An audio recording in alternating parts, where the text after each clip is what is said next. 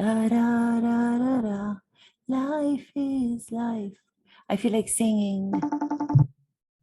Hello. Hi, Robert. You know what I feel like singing right now so I can keep my composure and pretend that I'm not upset with myself?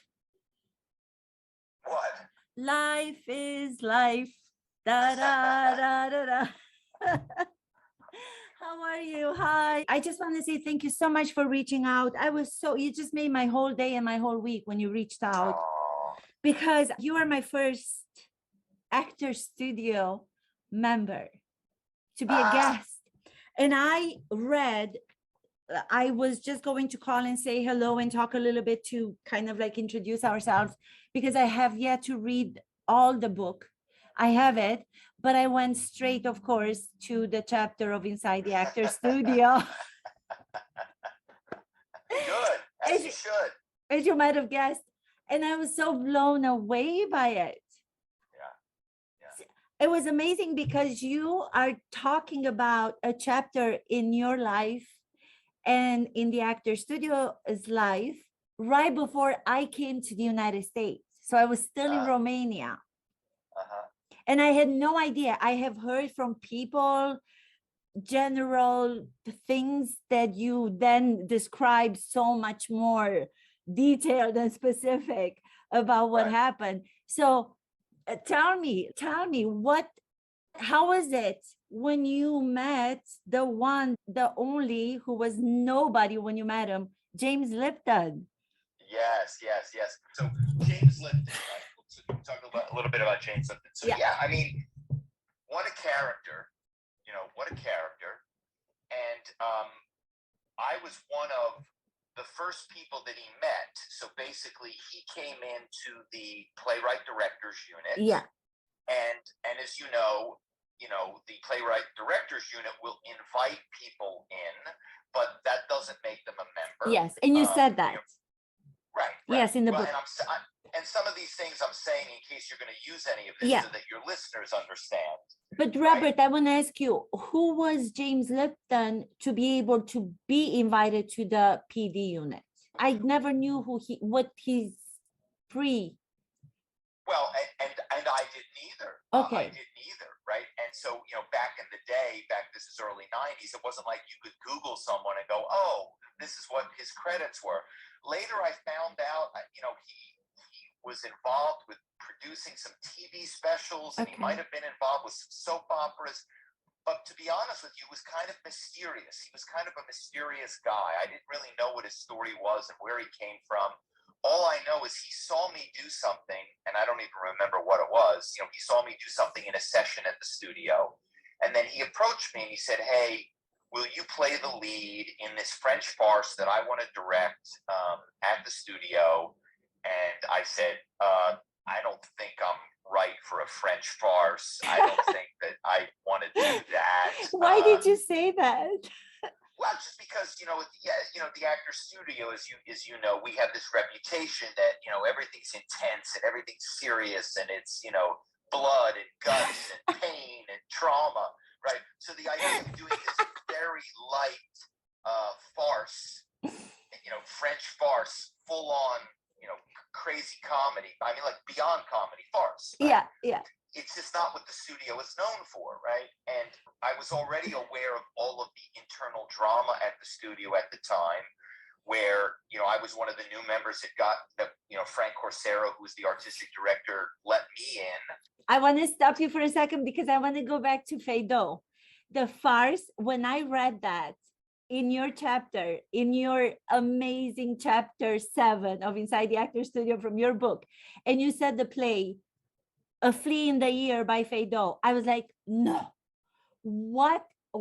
I ran into the other room to my husband and I'm like, you're not going to believe this, because I get so excited. I'm like, I told you about this guy who called me and he's writing this book. He wrote this book and it's going to be turned into a TV series. And I'm so excited for him. He's a trained actor, member of the actor studio, and he seems like a normal guy.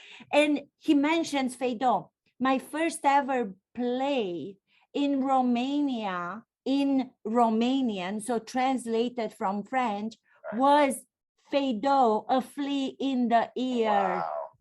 And Wow. Robert, I played because I was still in college. I was still a student of acting. So I played one of the small parts, Eugenie, one of the maids.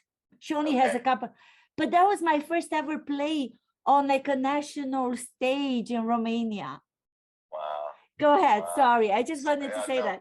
yeah, no, what a small world. Yeah. So you know the play, and it's funny. I hardly remember the play today because it was so long ago. But you know, it's very stylized Yeah. and heightened comedy, and at the actor studio, you know, we weren't really kind of trained for that. And because I was one of these new members that Frank Corsero let in, and there was some, or not some, there was a great deal of resentment because he had let in so many members. Yeah. And the actor studio normally only lets in 5 a year, and he let in 50.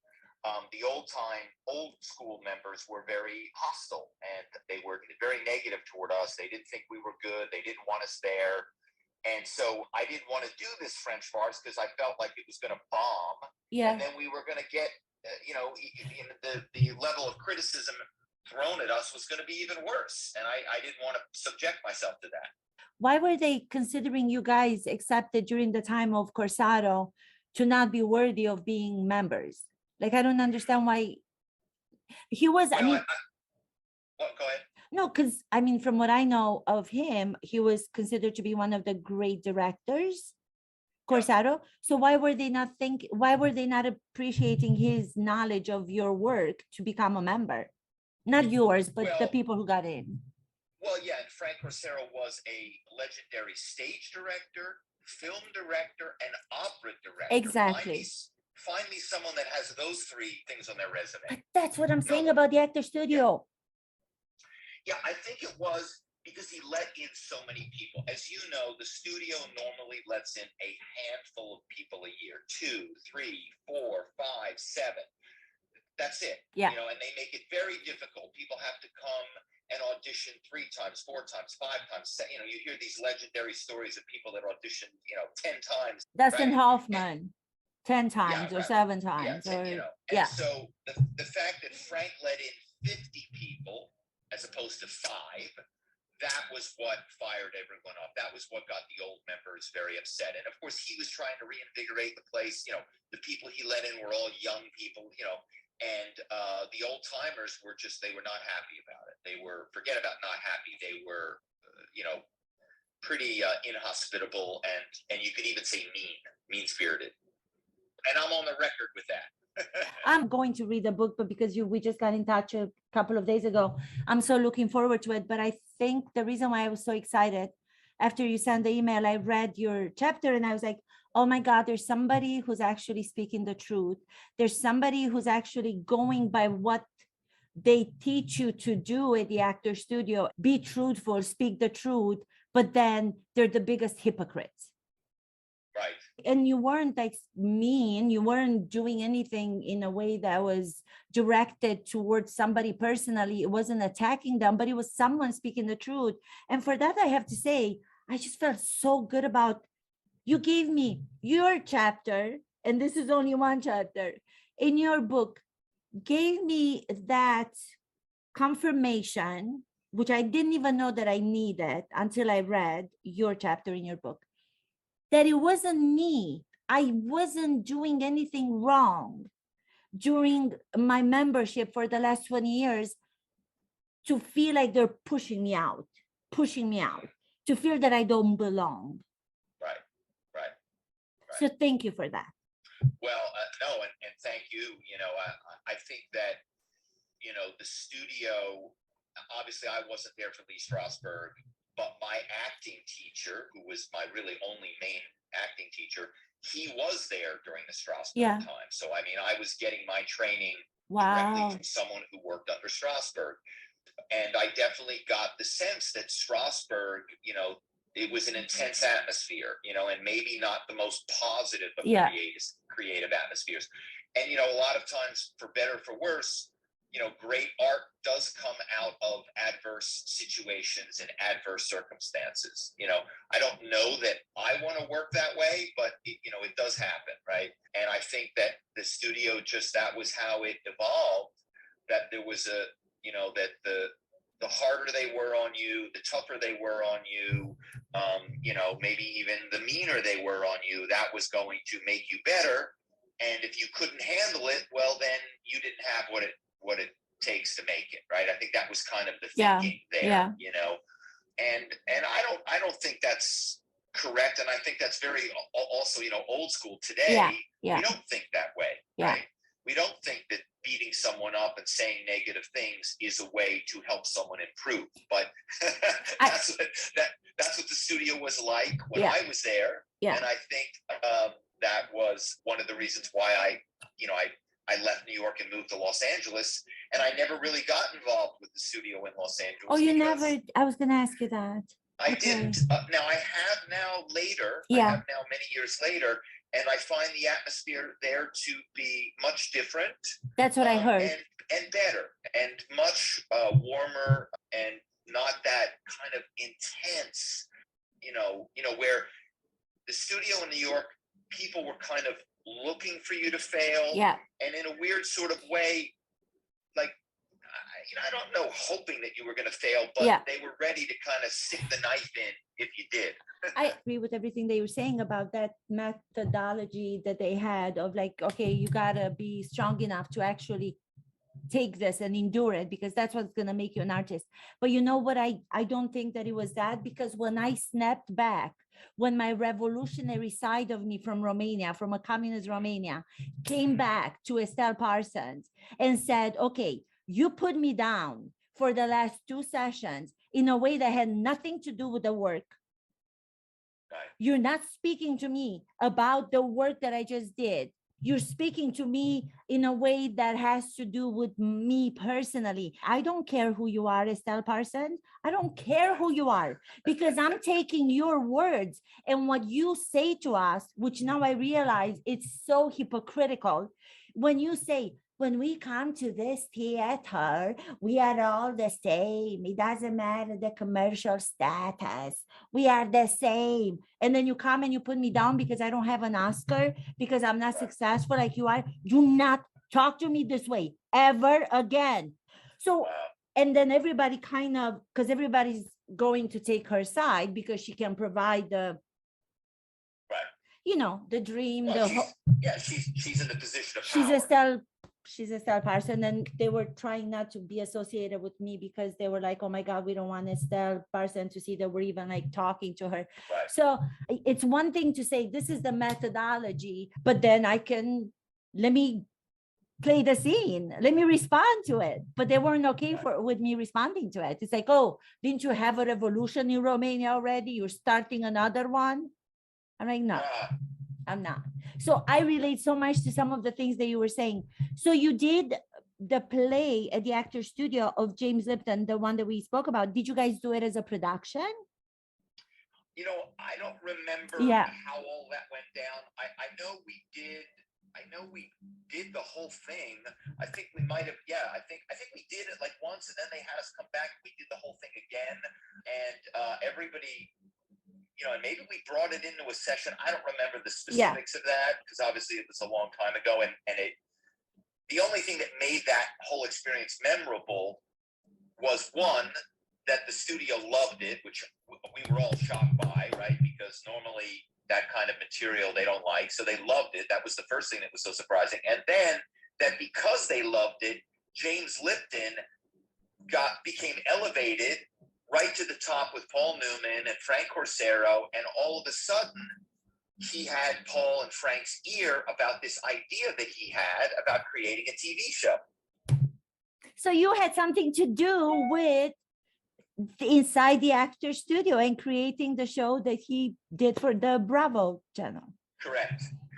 Yeah, I mean, I joke in the book that, if I had been terrible in the role, he would have never been. I don't think that would have happened. I think because, not just me, but we were all good in the role, which of course I've got to give Jim some credit for that, because he directed us.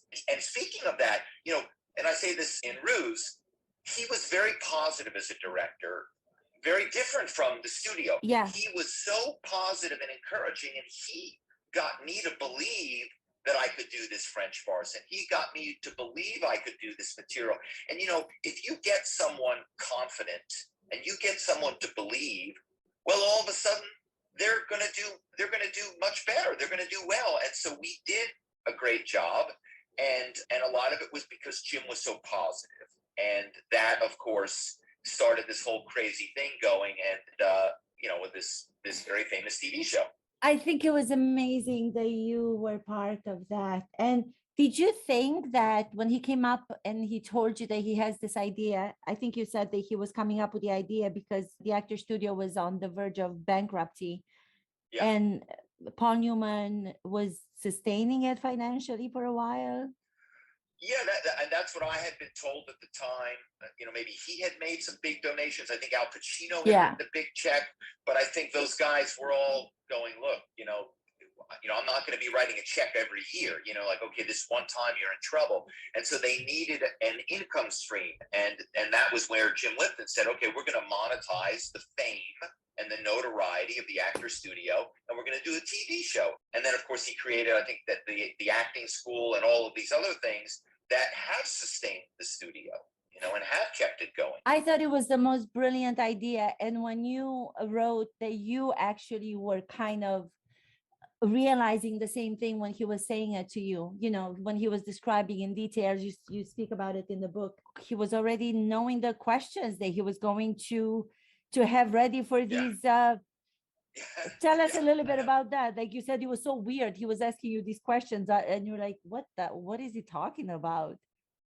Well, yeah, like I said, Jim Lipton was an odd man. He was a very nice man, to say the least. Nice. Right, but he was quirky. He was odd. He was strange, and so he would, out of kind of nowhere, in the middle of a moment, ask us the craziest question. So Robert, if you could be anything in the world, what would you be? And it would just, it'd be like a question that, if you were smoking pot or something, somebody might ask, right? And he wasn't smoking any pot. So he would just ask these strange questions, and you would go, oh, okay. And of course, it's funny in retrospect that a lot of those strange questions were the same questions he asked all these famous actors on the TV show. That's amazing. And your answer right now would be, if he were to ask you that, what would you say now? I would say a writer. So you are doing what you love. Yes. Yeah. I mean, it's, my life, in the book RUSE, I have all these different careers. I am, selling cars at my dad's dealership. Yes. Then I go to New York to become an actor. I needed a survival job. I become a corporate spy. Then when the corporate spying goes south, I take this job in corporate America to support my family. And then that falls apart. And in the depression after that, I circled back to writing, which is what I actually started studying in the very beginning in college, even before acting. So in a weird sort of way, many, many years later, I kind of went back to my first love, which was reading and writing. And today that's what I'm doing. And it's just amazing. And I'm so happy and blessed that, the expression better late than never. I think it's wonderful. I think that I was actually saying, I was asking my husband before, I'm like, how do you pronounce? Because I still speak some language in between English and Romanian. It's funny because people say, they ask me here where I'm from because of the accent. And then I go back to Romania and they ask me why I have an accent in Romanian. So I'm like, Jesus Christ. But I love the title so much. I said, what's RUSE? Is it RUSE, like RUSE? He goes, no, it's RUSE. And I did not know what the word was. So I had to look it up. I looked at the title and then I'm like, oh, I love it. I love what comes after it, which is lying the American dream. Lying the American dream from Hollywood to Wall Street. Because as a Romanian coming from a country that used to be a communist country, we were always striving for the West, for the Americans to come and save us from under the communist regime, for the American dream. And even today, young actors that I coach, I work mostly as an acting coach, they're like, how do I come to America? How do I come to America to become a movie star? I'm like, you don't. That's how you come. You stay home. Be a movie star in Romania. Because the world is so small. I wish that somebody would have told me the same thing when I was your age, when I was in my early 20s, and I was naive enough to believe that I was going to leave my somewhat famous career that began to happen in Romania. And I came to New York to become a movie star because I really thought that you become a movie star, you know, because I was acting. So I love this. I'm lying the American dream. Again, truth, truth, truth. Method has to do with truth. And this is my question. How much of the method technique as an actor do you apply to your writing and when you put the hat of the writer on, if any? That is a great question. I love that question. And I would say, you know, I am a method writer. So basically, I don't write anything. I can't write anything that isn't connected to me personally. Now, of course, the RUSE is nonfiction, which means, you know, it's true. But even when I write fiction, and I've had many short stories published, and I have a novel that I've just finished. So, but even when I write fiction, it all has some connection to me and my life. Now, in fiction, the things get all jumbled up, and maybe people that know me might recognize some of the things and go, "Oh, that happened to him." But it's told differently. It's changed around, right? It's not this, you know, he's written a book that he's calling fiction, but it's exactly what happened in his life. No, it's different, but it still comes from me. I think that was the smartest answer that anybody has ever given. I agree with you 100%. I don't understand those writers who say that they don't like to write when they try to write away from who they are, when they're going to fictional characters. So we're talking about fictional characters and fiction. And when you ask them about the way that their procedure is and how they go about it, they say, no, I don't like talk. It's as far as I can for myself. And I'm always trying to understand, what do they mean by that? How can you medically remove who you are with all your life story and beautiful moments and people you love and people you lost and people you're grieving and people you're still trying to love? And how can you remove that to say, I'm not working for myself, I'm working only with my imagination? But that's your imagination due to your life journey. I agree with what you're saying. I don't know that you can detach yourself, like some people say, when you're a writer and you write fictional characters.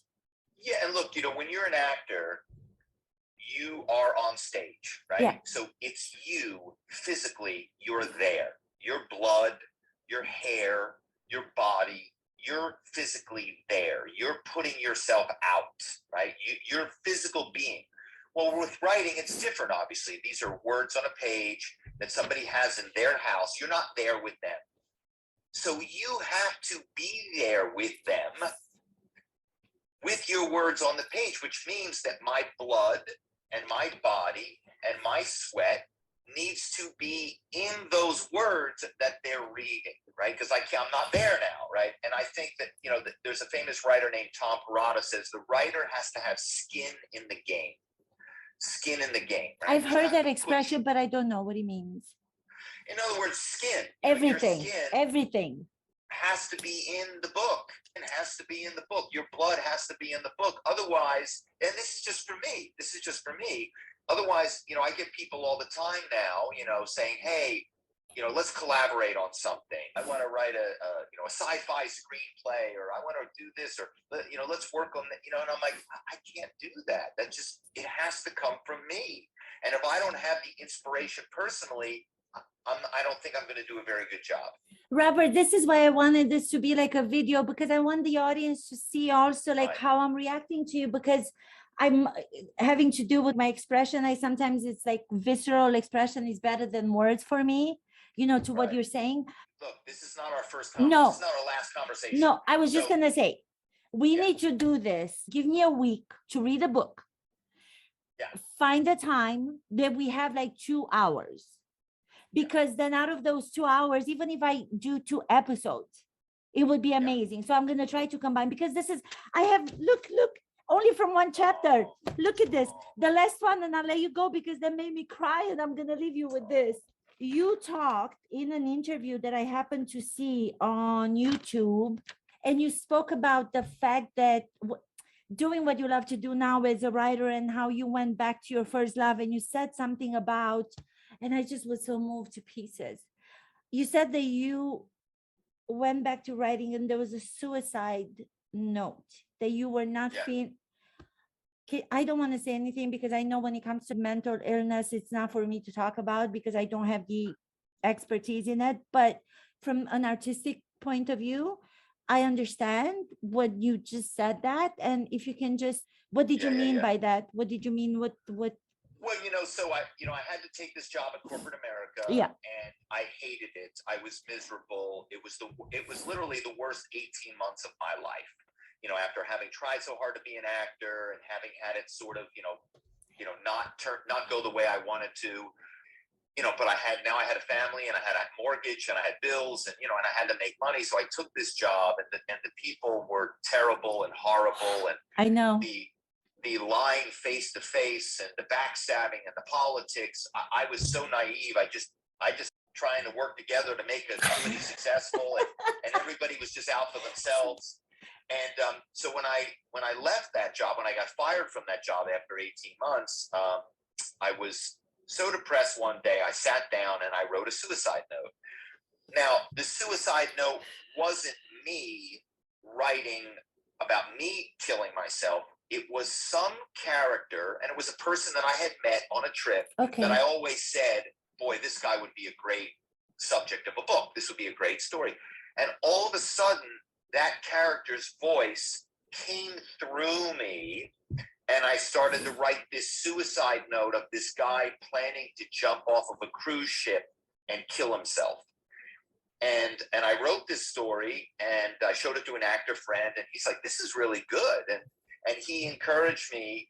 And then all of a sudden, that was me coming back to writing. So it was my depression.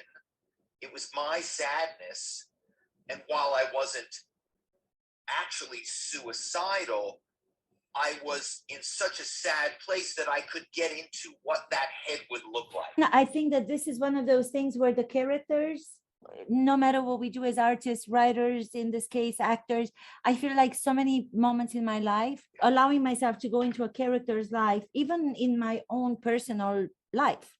Like when I couldn't go on, let's say, because I was having one of those days where I wasn't ready to commit suicide, but I was very sad and very depressed. And then I would say, okay, if you're playing this character, the character has no choice but to still grab onto hope. So what would you do as a character? So I would go into a character and I would hope, I would hang on to a character to get me out and to make it another day in New York when I first came here. So it's pretty much, that's why I relate so much to everything that you're saying. And I think it's brilliant. I can't wait to read the whole book. This has to be a conversation of like at least 2 hours, and then it's going to be 2 episodes because I am so excited. I'm really excited because, one of my favorite chapters in the book is the Inside the Actor's Studio chapter. And in all the interviews I've done, and I've done maybe 50 right now, not one person has ever asked me about that chapter, because people, and when you read the whole book, the corporate spying, people are really interested in that. It's right. I saw you do this interview and I was really I questioned what you just said. I'm like, how come he's not asking much more about the fact that he had, he achieved the membership of the Actor Studio. I don't care what we say about the Actor Studio, but for us to be able to be the few select is a huge freaking achievement. Why isn't anybody saying, tell me more, Robert, I'm interested. And people, that just goes to fame in America, that if you're not, at the top of the top, people think you're a failure, but they don't realize, all the work I did, rave reviews in the New Yorker, the New York Times, it's like, how many people can say they have those things, but people that are outside the business don't understand that. They just go, oh, he didn't make it. Yeah, but that's something that we have to make them aware of. Thank you so much, because you have to go. I know I could stay on for like a whole day, just so you know. Thank you so much for sharing your amazing story so far. Bye, Robert. Thank you. Congratulations. Thank you.